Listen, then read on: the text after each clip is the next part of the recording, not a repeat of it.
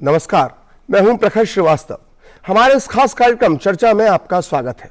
आज होगी उस खबर पर बात जिसे जानना और समझना हिंदुस्तान के हर घर के लिए, हर माँ बाप के लिए और सबसे अहम देश की हर बच्ची के लिए जरूरी है। राजधानी दिल्ली में एक सिरफरा दिन दहाड़े अपनी बहन के साथ स्कूल जा रही एक बच्ची के ऊपर तेजाब फेंक देता है। इस घटना में से सबसे पहला सवाल तो यही उठता है कि सिरफरे के हाथ में तेजाब आया कहां से। सरकार ने तो तेजाब की बिक्री पर रोक लगाई हुई है, लेकिन महज चंद बूंदों से किसी की जिंदगी को बर्बाद कर देने वाले इस तेजाब को आरोपी ने ऑनलाइन प्लेटफॉर्म से ऑर्डर किया ताकि उसको ट्रेस ना किया जा सके। अगर वो किसी दुकान से ये एसिड खरीदता तो फिर नियम के मुताबिक आईडी कार्ड और एड्रेस प्रूफ उसे देना पड़ता। पीड़ित बच्ची का कसूर सिर्फ इतना था कि उसने इस सिरफरे से बातचीत से इनकार किया था।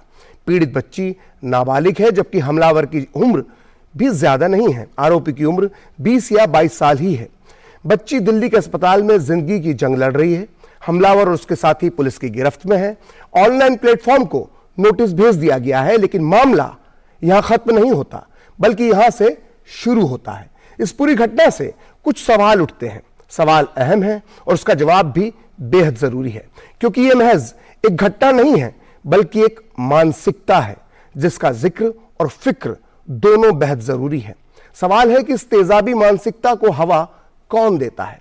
सवाल यह है कि इस तेजाबी मानसिकता को कैसे रोका जाए।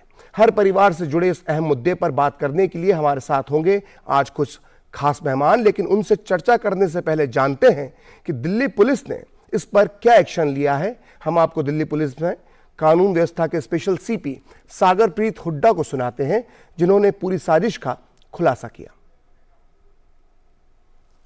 फेंका था जिसमें हमने उन दोनों लड़कों को पकड़ लिया है, जिनमें से एक का नाम सचिन अरोड़ा है, दूसरे का नाम हर्षित अग्रवाल है। उनका तीसरा साथी था जो वीरेंद्र सिंह एलिया सोनू, वो भी इसमें कॉन्स्पिरेसी में इन्वॉल्व था, उसको भी अरेस्ट किया है। इसमें जो मुख्य अपराधी है वो सचिन है। सचिन ने फ्लिपकार्ट के माध्यम से एसिड ऑर्डर किया था, उसको प्रोक्योर किया था और उसके बाद इसको इस क्राइम में यूज किया है। इसमें जो मेन कारण अभी तक इन्वेस्टिगेशन में आया है वो ये है कि सचिन अरोड़ा है, उसकी फ्रेंडशिप थी लड़की से। उसके बाद पिछले 2-3 महीने पहले इनकी बातचीत होना बंद हो गई थी और लड़की बातचीत करने में इंटरेस्टेड नहीं थी, जिसकी वजह से जो सचिन अरोड़ा है उसने ये कदम उठाया। इस पूरे मामले में दिल्ली के उपराज्यपाल वीके सक्सेना ने भी पुलिस को पूरे मामले की जांच जल्दी करने और दोषियों को कड़ी से कड़ी सजा दिलवाने के निर्देश दिए हैं, जबकि राष्ट्रीय महिला आयोग की अध्यक्ष रेखा शर्मा ने पूरे मामले में एक बहुत ही वाजिब सवाल उठाया है। ये सवाल आपसे और हमसे है और इसका जवाब भी हमको और आपको ही देना है। जिस तरह से फैमिलीज अपने लड़कों को नहीं सिखाती कि लड़कियों की कैसे रिस्पेक्ट की जाए या नो कैसे लिया जाए लड़कियों से, ये एक बहुत बड़ा रीज़न होता है इस तरह के एसिड अटैक का। और समाज बहुत बड़ा रिस्पॉन्सिबल है इस कारण से। पुलिस तो कार्रवाई करेगी, लेकिन वो जब घटना घट जाती है तब पुलिस का रोल होता है। घटना ना घटे उसके लिए मुझे लगता है समाज को बदलना बहुत ज़रूरी है। ये खबर, ये मामला इसलिए भी बड़ा है क्योंकि हमें खुद से ये सवाल पूछना भी ज़रूरी है कि हम कैसा समाज बना रहे हैं। क्या हम लड़कों को ये सिखा पा रहे हैं कि उन्हें कैसा व्यवहार करना चाहिए? अगर कोई लड़की किसी लड़के से दोस्ती से मना करती है तो फिर उस इनकार को स्वीकार करने के लिए क्या आज के लड़के तैयार हैं? क्योंकि अगर ऐसा ही होता रहा तो फिर ऐसी घटनाएं, ऐसी सोच, ऐसी मानसिकता कैसे रुकेगी? इसी गंभीर मुद्दे पर चर्चा करने के लिए हमारे साथ मौजूद हैं कुछ खास मेहमान। हमारे साथ मौजूद हैं लक्ष्मी अग्रवाल, जो खुद एक एसिड पीड़ित हैं, सर्वाइवर हैं और सामाजिक कार्यकर्ता हैं। साथ ही हमारे साथ मौजूद हैं संजय चड्डा, जो वरिष्ठ वकील हैं और सामाजिक कार्यकर्ता हैं। शुरुआत लक्ष्मी मैं आपसे करूंगा। आपका पूरा जीवन संघर्षों की एक कहानी है, एक दास्तां है। आप दुनिया की तमाम लड़कियों के लिए एक मिसाल हैं। आपने पहले एसिड अटैक को झेला, आपने उसकी पीड़ा से गुजरी, आपने संघर्ष किया लंबा कानूनी, और उसके बाद आप यहीं नहीं रुकी, बल्कि इसके बाद आपने कई और लड़कियों की जिंदगी बदलने के लिए, उनकी मदद के लिए हाथ आगे बढ़ाया। लक्ष्मी, ये क्या मानसिकता होती है कि लड़के एक लड़की की जिंदगी को तबाह करने के लिए इतना घिनौना कदम उठाते हैं? देखिए, सारे दर्शकों को मेरी तरफ से नमस्कार। और हमारी कोशिश यही रहेगी कि, और सबकी भी कोशिश यही है कि हम लोगों की, जैसे कि समाज में जिस तरीके से लोगों का जो माइंडसेट है, जिनके सोच में तेजाब है, हमें उस सोच से तेजाब को निकालने की बहुत ज्यादा जरूरत है। और ये बात बिल्कुल सही है कि परवरिश पे आती है कि शुरू से ही लड़कों को ना सुनने की आदत होती ही नहीं है, क्योंकि बचपन से बहुत सारी चीजें, मेरे भी घर में मेरी माता थी, पिता थे, हम 2 भाई बहन थे, हम दोनों भाई बहनों को इक्वल तरीके से ही पाला गया है। ये नहीं कि अगर मैं बड़ी बहन हूँ तो बड़ी बहन की तरीके से, या वो बड़ा है या छोटा है तो नहीं, जो भाई कहेगा वही होगा। तो कई बार जैसे देखा गया कि अगर लड़की ने ना कह दिया तो ना कहा। मैं भी जब 15 साल की थी, मेरे ऊपर एसिड अटैक हुआ था, और जिन्होंने मेरे ऊपर एसिड अटैक किया था वो 32 साल के थे।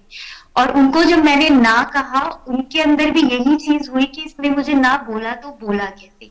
सामने वाला जान से नहीं मारता है, चेहरा ही बिगाड़ता है, क्योंकि उस इंसान का माइंडसेट वो ये है कि इसका चेहरा ही खत्म कर दो, इसको घमंड है अपने चेहरे पे। अब ये सोच आती कहाँ से है? पूरे समाज से। वो समाज किससे बनता है?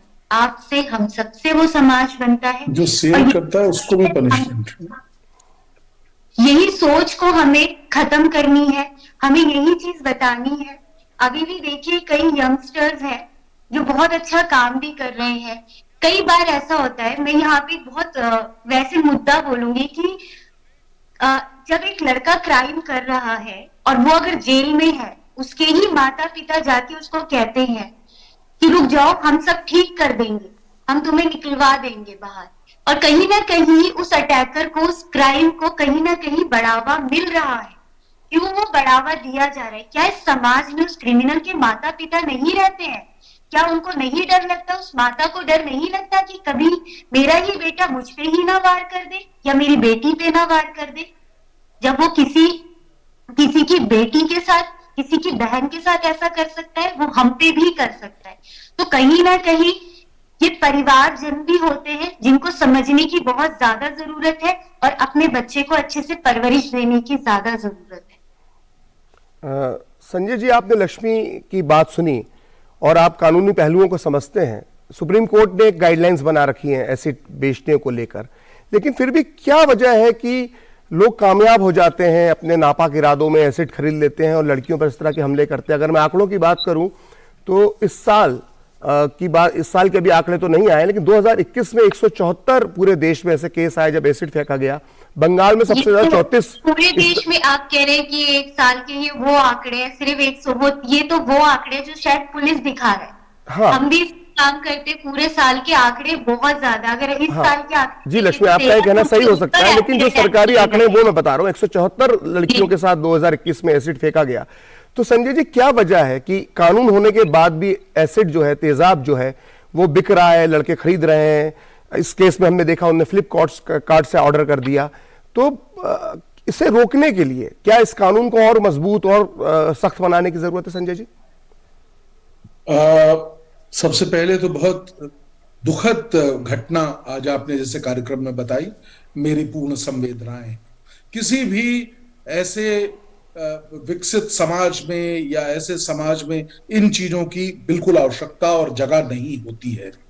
2006 में सुप्रीम कोर्ट ने बहुत वृत्त तरीके से एक Lakshmi minor versus union of India case था, उसमें इस पूरी गाइडलाइन को दिया कि किस प्रकार से यदि कोई एसिड अटैक की विक्टिम है तो उसको इमीडिएटली ट्रीटमेंट मिलना चाहिए, कंपनसेशन मिलना चाहिए, और उसके बाद तमाम चीजें उन्होंने विस्तारित तौर पे कही। वो मौजूद नहीं है। आपने पूछा कि क्यों ऐसा हो रहा है कि इनमें कमियां नहीं आई, और मैं, लक्ष्मी बैठी हुई हैं, इन्होंने बिल्कुल सही फरमाया कि कई ऐसे केसेस हैं जो रिपोर्टेड ही नहीं होते हैं, कई ऐसे। आज का जो बहुत अहम सवाल है, ऐसा क्यों हो रहा है? स्ट्रिक्ट इंप्लीमेंटेशन क्यों नहीं है? डेटरेंट के तौर पे कानून क्यों नहीं काम कर रहा है? एक व्यक्ति, हम देख रहे हैं 100, 200, 176, अगर गवर्नमेंट का डाटा है, एक्चुअल डाटा हम उसको नहीं कर रहे, 176 केसेस भी क्यों? ऐसा कानून होना चाहिए कि व्यक्ति अगर सोचे कि ये मैं एसिड फेंकूंगा तो उसकी आत्मा कांपे कि अगर मैंने ये कर दिया तो मैं भी, पूरा मेरा जीवन भी समाप्त हो जाएगा। और ये सच्चाई भी है। आपके माध्यम से मैं सुनने वाले, देखने वाले उन तमाम लोगों से कहना चाहता हूं कि अगर आप मन से सोचे, अगर इस तरह के किसी कार्य में आप लिप्त हो जाते हैं तो आपका जीवन भी समाप्त है। बिल्कुल कहीं सोच रहे हो, जब आज जो कानून है 2013-12 में जो बना, एसिड अटैक में जो कल्प्रिट है, एक्यूज है, उसको मिनिमम 10 साल की सजा है। और वो सजा, संजय जी मैं आपको यहां पे रोकूंगा क्योंकि वक्त एक ब्रेक का हो रहा है और आप एक बहुत महत्वपूर्ण बात कही है कि सख्त कानून होना चाहिए, और वो सख्त कानून क्या होना चाहिए इस पर हम ब्रेक के बाद चर्चा करेंगे। फिलहाल चर्चा में अभी एक वक्त है ब्रेक का। ब्रेक के बाद हम आपको अन्य मुद्दों पर, इससे जुड़े अन्य मुद्दों पर आपसे और अपने मेहमानों से बातचीत करेंगे। देखते रहिए DD news. REC unleashes the potential of energy. REC funds energy. Funding that catalyzes. Funding that inspires. Funding that transforms. For sustainability and reliability. For investment and development. Adding value. Every day in every way. This is what our energy is. This is REC. समाज में पूरी भागीदारी का सपना अब हो रहा है साकार। महिला सशक्तिकरण नीति रंग लाई, अगुआ बना बिहार। बिहार सरकार की ऐतिहासिक पहल से बिहार पुलिस बल में महिलाओं की हिस्सेदारी में देश का नंबर 1 राज्य बन गया है। वर्तमान में बिहार पुलिस बल में 28,960 महिलाएं कार्यरत हैं, जो कुल पुलिस बल का 28% है। आरक्षी से लेकर उपाधीक्षक पद पर कार्यरत महिलाएं देश और समाज की सेवा में लगी हैं। ये भागीदारी ऐसे ही बनी रहे, इसके लिए 2013 से बिहार में पुलिस भर्ती में 35% पद महिलाओं के लिए आरक्षित किया गया है। बढ़ रही महिलाओं की भागीदारी, अब बदलेगी दुनिया सारी। महिला एवं बाल विकास निगम बिहार द्वारा जनहित में जारी। हमने फसल बीमा योजना को अधिक प्रभावी बनाया, उसके दायरे में ज्यादा किसानों को लाए। नहीं है डर, नहीं फिकर, मिली हमें नई डगर। फसल का करवा के बीमा, किसान की चिंता को छीना। हुआ सुरक्षित कल, सुरक्षित फसल निश्चित किसान। फसल बीमा सबका समाधान। आज ही प्रधानमंत्री फसल बीमा योजना से जुड़ें और फसल नुकसान से होने वाली आर्थिक हानि से निश्चिंत हो जाएं, ताकि प्राकृतिक और स्थानीय आपदा पर भी फसल नुकसान होने पर आप उसकी सही कीमत पाएं।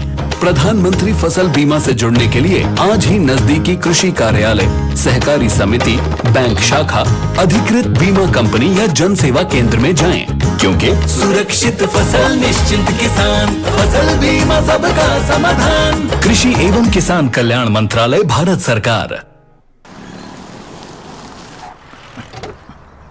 Thank you sir. जिंदगी टॉप गियर में चलेगी जब परिवार के कल की सुरक्षा होगी नॉन स्टॉप। इसलिए मेरी मानो, आज ही जुड़िए प्रधानमंत्री जीवन ज्योति बीमा योजना और प्रधानमंत्री सुरक्षा बीमा योजना से, जो देती है 2-2 लाख रुपए का बीमा। दिखाइए समझदारी, निभाइए जिम्मेदारी। आज ही अपनी नजदीकी बैंक शाखा या डाकघर जाकर इन योजनाओं से जुड़ें। REC unleashes the potential of energy. REC funds energy. Funding that catalyzes. Funding that inspires. Funding that transforms. For sustainability and reliability. For investment and development. Adding value. Every day in every way. This is what our energy is. This is REC.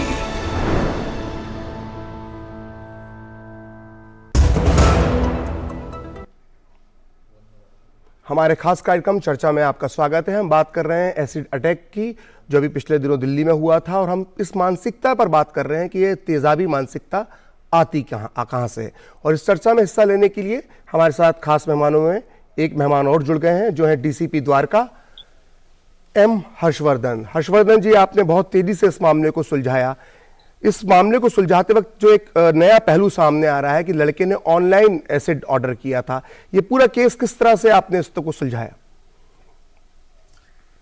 देखिए, जब ये सूचना हमें मिली थी करीब सुबह में 9 बजे के करीब कि ये इंसिडेंट हुआ है, तो हमारे सारे टीम्स को एक्टिवेट करके हमने मल्टीपल टीम्स बनाकर जितने भी क्लू थे वहां पे सब पे काम किया। और जो विटनेसेस थे, जो विक्टिम के साथ में जो बहन थी, जो उसके इम्पोर्टेंट जो क्लूज दिए, उसके बेसिस पे हमने इस केस में प्रोग्रेस किया और 12 घंटे के अंदर हमने तीनों जो इसमें अक्यूज थे उनको पकड़ लिया। 2 अक्यूज तो आपने फुटेज में भी जो काफी लोगों ने देखा होगा कि 2 अक्यूज एक मोटरसाइकिल पर आए थे। एक तीसरा अक्यूज का भी रोल हमारे इन्वेस्टिगेशन में सामने आया और उसको भी हमने एरिया। हर्षवर्धन जी, आपकी आवाज नहीं आ रही है, एक बार आप फिर से अपनी बात कहें।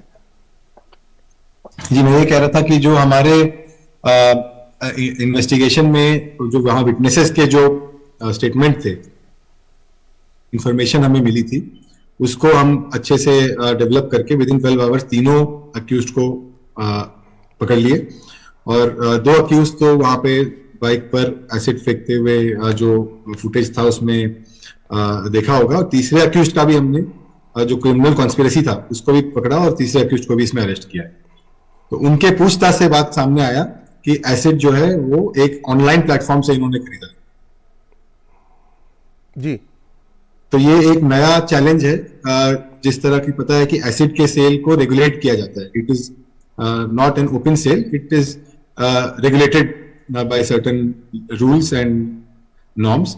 तो ये ऑनलाइन सेल जो है, जिस तरह के बाकी सारे फील्ड में भी ऑनलाइन प्लेटफॉर्म्स एक चैलेंज है, क्योंकि वो रेगुलेशन के लिए एक चैलेंज की तरह आते हैं, उसी तरह हमने इस केस में पाया कि का रेगुलेशन एक चैलेंज है। तो आगे भविष्य में कभी इस तरह से ऑनलाइन प्लेटफॉर्म के जरिए और भी चीजें, या एसिड की हम बात करें, इसको रोकने के लिए आपको लगता है कि क्या एक्शन होना चाहिए? इस पर्टिकुलर केस में हमने जो ऑनलाइन प्लेटफॉर्म इन्वॉल्व था उसको हमने एक नोटिस दिया है for some information related to this particular sale and transaction, and also to find out about their compliance with these regulations. जो रेगुलेशंस थे उसके कंप्लायंस के बारे में पता करने के लिए।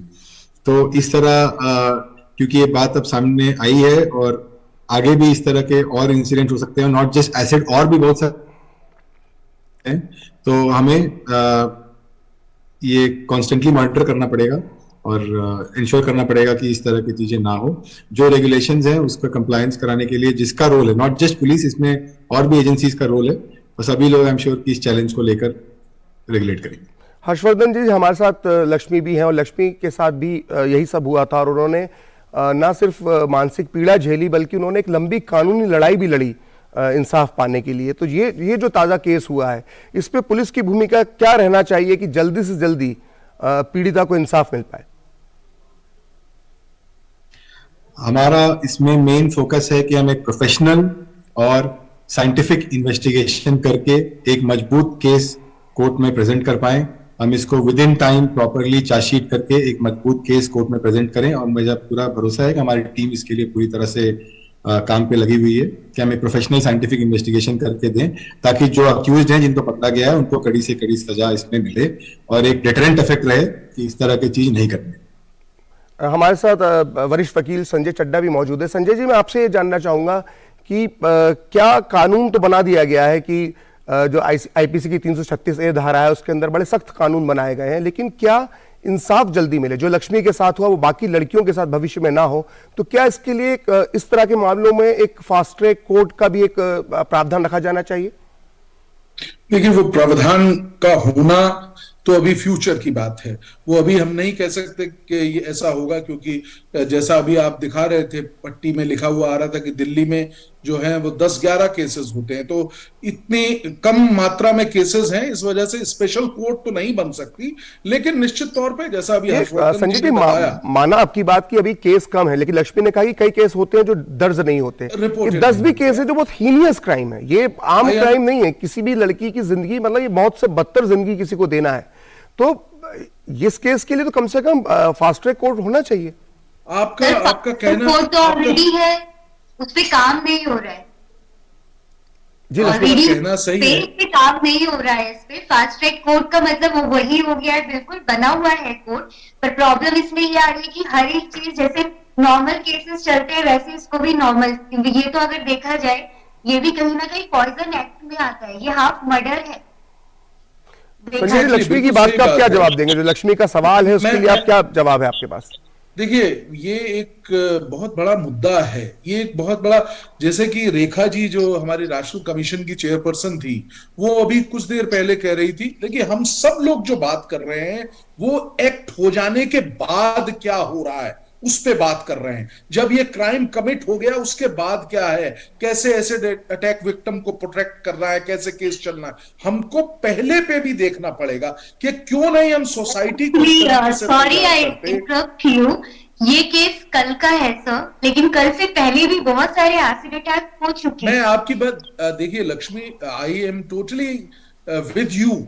मैं जो दूसरी बात है वो कहना चाह रहा हूं कि एक क्रिमिनल साइकोलॉजी का एक इशू है, ये देखना पड़ेगा क्यों ऐसे एक्ट हो रहे हैं, इस पे भी काम करने की जरूरत है। निश्चित तौर पे जैसा हर्षवर्धन ने कहा कि डेटरेंट एक बहुत इंपॉर्टेंट है। अब जब यहाँ पे तयशुदा टाइम में, जब एक मिनट मुझे बोलने दीजिए, जब तयशुदा टाइम में चार्जशीट फाइल होगी तो निश्चित तौर पे तेजी के साथ उस पे मॉनिटरिंग भी करी जाएगी और उसको देखा जाएगा कि जल्दी से जल्दी न्याय मिले।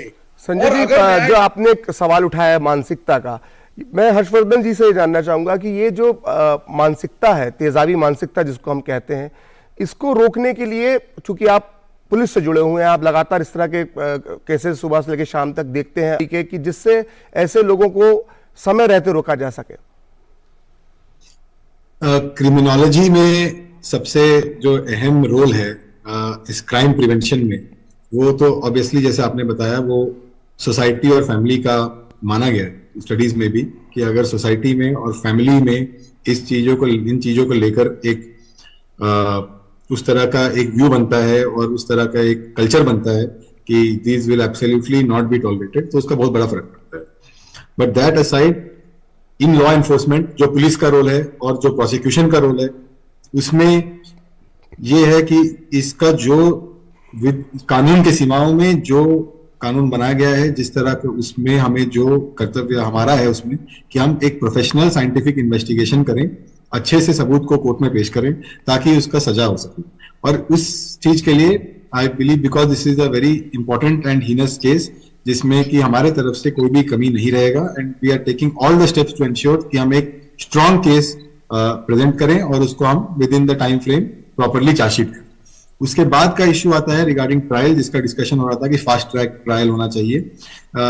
उसमें जरूर होना चाहिए ताकि विदाउट मच डिले, अगर जब उसका रिजल्ट आता है, कोई भी एक्शन का रिजल्ट अगर एक जल्दी with in limited time frame मिलता है तो जरूर उसका अच्छा नतीजा आता है, अच्छा मैसेज आता है सोसाइटी में कि देखिए रिसेंटली ये हुआ था और उसका इनको सजा मिला।